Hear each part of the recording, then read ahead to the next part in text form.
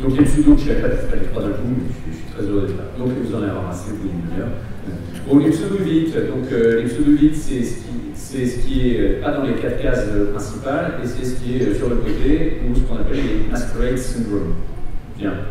Donc, la dispersion pigmentaire, non, je ne me ferai jamais prendre au piège, c'est facile, hein, de temps en temps, il y a des patients qui ont plein de pigments qui flottent sur l'antérieur, et ils sont adressés en disant il y a un teint d'âge, je ne comprends pas, on regarde bien, c'est pas toujours aussi caractéristique et caricatural que ça, mais regardez, de temps en temps, il y a quelques patients qui ont, c'est pas des précipités pour les cosmétiques, ce sont des faisceaux de Kreutzberg et qui n'ont pas été identifiés, il y a plein de cellules qui passent, vous pouvez donner tous les corticoïdes que vous voulez, ils seront plus hypertones encore, mais vous ne verrez pas de problème.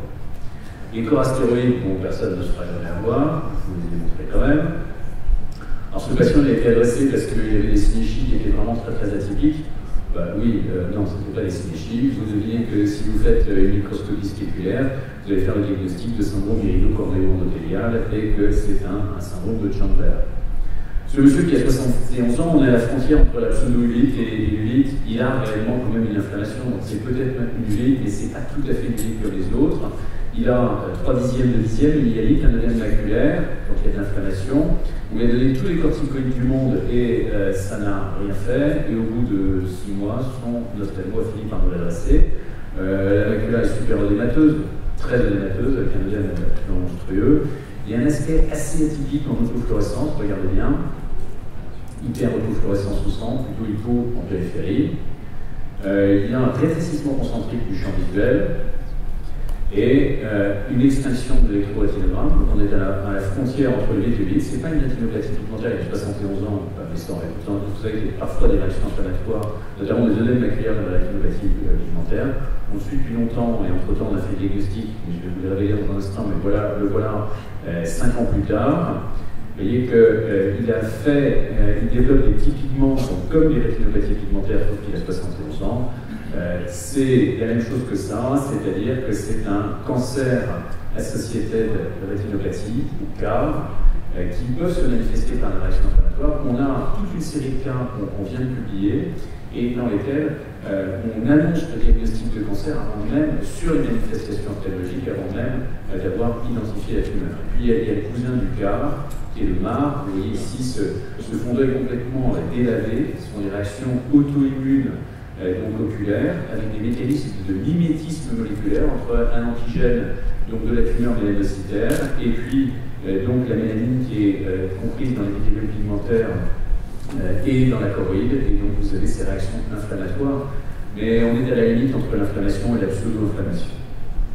Le rétinoblastome diffus, je vous rappelle qu'il est, vous avez très longtemps que je n'en ai pas vu, mais attention, quand même c'est un piège qui existe, il est plus tardif que le rétinoblastome, ça se voit même donc jusqu'à l'enfant de 7, 8, voire à l'adolescence. Et il paraît que les cas qui ont été écrits chez les jeunes adultes, vous voyez, l'hypopion est convexe, l'œil est blanc en contraste avec l'hypopion, et là vous pouvez donner tous les corticoïdes du monde, ça ne servira évidemment à rien. Et aux autres extrêmes de la vie, c'est le grand classique des classiques, elle a 83 ans, elle a été opérée de la cataracte des 2 yeux, qui sont ophtalmos de l'adresse, parce que même après lui avoir donné des corticoïdes en post-opératoire, il reste des petites précipités des rétrodesmétiques. Quand on regarde le vitré, il est chargé, et le lymphome intraoculaire, c'est quelque chose auquel il faut penser. Il n'y a pas de synéchie, il y a un contraste entre donc cette présence d'un vitré très chargé et le fait qu'il n'y ait pas d'œdème maculaire. Le diagnostic clinique, on peut y penser, ce qui est compliqué ensuite, c'est d'avoir le laboratoire qui va faire la bonne biologie derrière pour vous aider. Bon, la métastase, oui, c'est pas un granulome, c'est une métastase intraoculaire.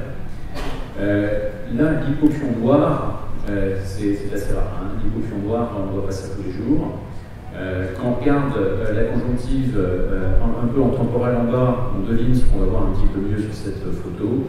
Et donc, vous voyez ici, en fait, il s'agit de métastase d'un mélanome, c'est pas une élite. Dans la même série, l'acutisation d'une leucémie lymphoïde chronique, vous voyez qu'il y a un contraste entre ce qui pourra apparaître comme un hypopion et qui est en fait un dépôt de cellules acutisées. Il est vaguement un petit peu émétique, cet hypopion, puis là, il est complètement blanc, donc ce qui nous met sur la piste. Il peut y avoir également des manifestations de leucémie aiguë lymphoblastique. Donc, on dirait que ces images un petit peu en navette, rouge, ces hémorragies rouges sont faites par un point blanc. Vous voyez que le vitré est complètement calme, la photo est parfaitement nette. Ce qui est différent d'une autre pseudo-ulite, qui est ici, donc l'endophtalmie endogène, avec des emboles. Ça ressemble un petit peu, hein, mais sauf que là, il y a une inflammation inflammatoire vitrienne, et ça, c'est donc une endocardite, hein, compliquée, d'endophtalmie.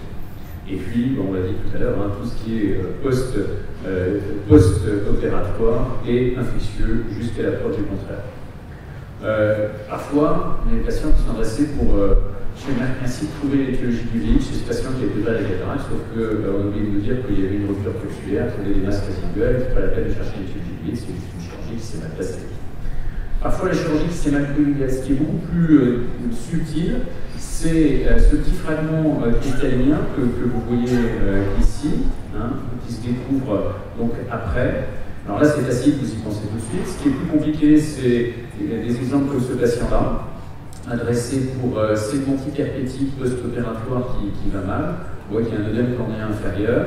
Et c'est l'OCD de segment antérieur qui va nous apporter la clé avec le petit fragment qui est ici, qui frotte sur mon épithélium depuis maintenant quelques temps et qui a fini par donner à la fois une réaction inflammatoire et puis par abîmer la cornée avec une perte endothéliale. Et avec, il y avait aussi un œdème maculaire secondaire. Donc ça a été pris pour du vite. On a de plus en plus de cas. Hein, attention, on va de plus en plus vite avec la chirurgie. Il est dit, parfois, dans d'autres cas encore, que la chirurgie laser au femtoseconde, avec les microcubes, hein, que vous savez, préparés par le laser femtoseconde, eh bien, de temps en temps, il y a quelques petits microcubes qui ressortent un peu plus tard. L'endophtalmie à germe-volant, on en a parlé tout à l'heure, on ne les voit quasiment plus. Et puis, il y a des choses qu'on ne comprend pas bien. Ici, j'ai toujours suspecté que c'était une endophtalmie mycotique, c'est-à-dire des endophtalmies aspergillaires, parfois, notamment lorsqu'on fait des constructions, on des blocs opératoires, qu'on rénove, qu'on ponce, etc.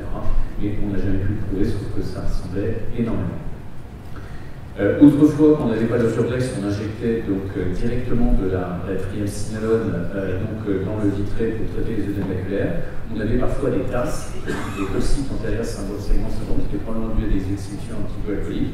Ça ressemble à du vide, on y a un peu plus, ça peut ressembler à une endophtalmie, surtout quand on a injecté, mais en fait, non, c'est pas ça. C'est juste une réaction inflammatoire qui va disparaître sur corticoïde. Ici, on dit qu'il y a une pupille vraiment bizarre, une pupille dite en coquille Saint-Jacques. Ce n'est pas des synéchies. Là, il y a des dystrophie-platone, vous voyez que le patient, entre-temps, a été opéré par des pilectomies. Et c'est une amylose. C'est une forme rare d'amylose, mais l'amylose vitréenne, il ne faut pas la confondre avec une hyalite. Là aussi, il y a un contraste entre les vitrées qui sont extrêmement chargés et puis le fait qu'il n'y ait pas d'œdème maculaire, pas de réaction inflammatoire vraie et bien sûr pas de réponse au corticoïde. Toujours dans cette série des pseudolithes, il y a toutes les maladies diverses congénitales. Ici, une persistance du vitré primitif, c'est pas une hyalite.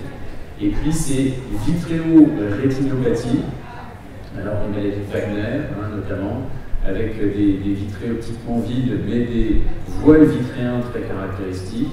Les vitréorétinopathies exsudatives familiales, ça ressemble à des causes, des ulites. De temps en temps, comme il y a des ruptures de la barrière hématorétinienne, eh bien, il y a un flair chronique qu'on mesure au flair médial, ils ont beaucoup d'inflammation. Il y a parfois un contexte familial, mais pas toujours. Il faut poser des questions sur une éventuelle consanguinité. Et je suis frappé par le fait que au cours de ces dernières années, j'ai reçu plusieurs patients qui avaient été traités pendant très longtemps par corticoïdes, parfois avec des escalades thérapeutiques, des immunosuppresseurs, aux anti-TNF, etc., alors qu'ils avaient donc des vitréorétinopathies exsudatives familiales ou d'autres maladies génétiques qui ont été donc ensuite diagnostiquées par biologie moléculaire. Et ce qui est compliqué, c'est que certaines de ces maladies, par la rupture chronique de la barrière hématoïde, peuvent se présenter comme des ulites. Ici, un cas de maladie de Wagner, publié avec le voile caractéristique vitréen. Vous voyez ici, c'est donc en OCT et ces anomalies exudatives. Donc attention, ces cas-là sont génétiques et pas vraiment inflammatoires. Et l'image très caractéristique qu'on a décrite avec ces vitrés collabés qui passent en pont au-dessus de la macula. Il y a plein de noms qui traînent dans la littérature, notamment celui de vitréorétinopathie érosive.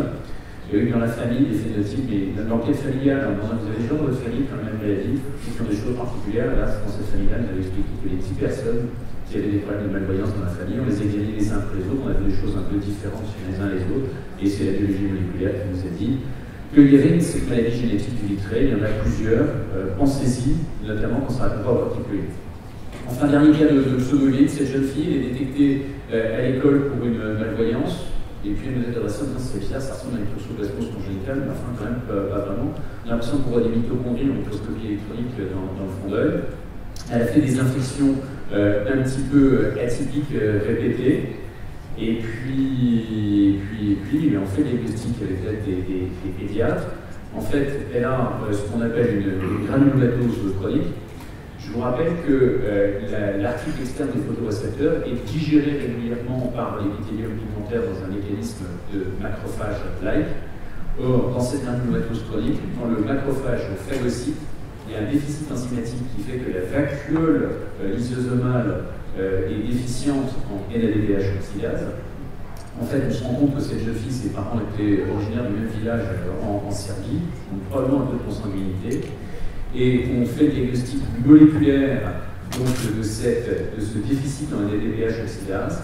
Donc elle fait des infections parce que ces macrophages n'arrivent pas à digérer leur vacuole, mais de la même manière, l'article externe des photorécepteurs digérés par l'épithélium pigmentaire n'arrive pas à être digéré, donc on a ces accumulations de pigments et finalement, je la suis maintenant depuis plus de 10 ans, progressivement un tableau presque comme une rétinopathie pigmentaire qui s'installe et ça n'a rien à voir avec une ligne.